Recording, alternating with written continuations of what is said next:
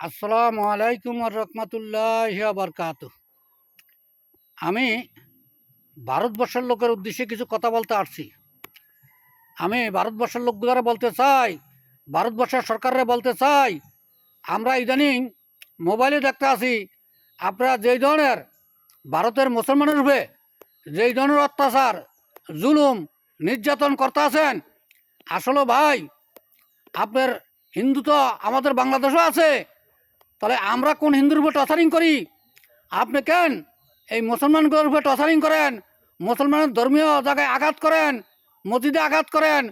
আপনি যদি একজন সরকারে যদি এই ধরনের কার্যকলাপ করেন, সাধারণ মানুষ কি করব? তা আমি ভারতের সরকারের বিশেষভাবে অনুরোধ করতে আছি, এখনও এই দুনিয়ার বিশৃঙ্খলার থেকে বাইরে আপনিও মানুষ, আমিও মানুষ, আমরা মানুষের পাশে দাঁড়াই। আমি ভারতবর্ষের মোদি সাহেবের আমি বিশেষভাবে অনুরোধ করতে আছি, এই হাঙ্গামার থেকে বাইরে এখনো ভালো কাজ করেন। এই দুনিয়াগুলো আপনার দুনিয়া না, দুনিয়া আমার দুনিয়া না, দুনিয়া কেউর দুনিয়া অপেক্ষা করে না। কিছুক্ষণ পরে এই দুনিয়াতে থাকবেন না। তা আমি মনে করি যে আপনার সৃষ্টি করতে তার কাছে মুখামুখি হইতে হইব। সেদিন কইলাম আপনাকে ছাড় দিব না।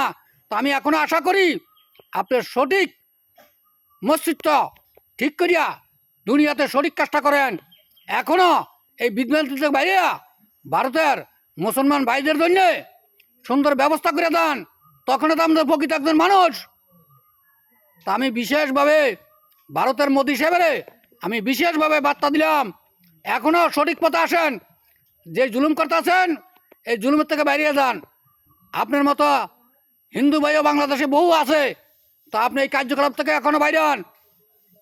আমি বিশেষভাবে অনুরোধ করি, দুনিয়াটার ভিতরে বিশৃঙ্খলা করেন না। আশা করি আমার কথাগুলা স্মরণ করবেন।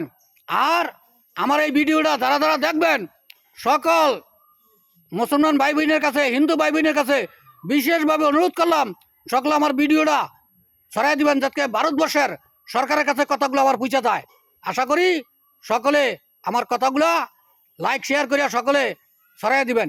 আসসালামু আলাইকুম রহমতুল্লাহ বরকাত।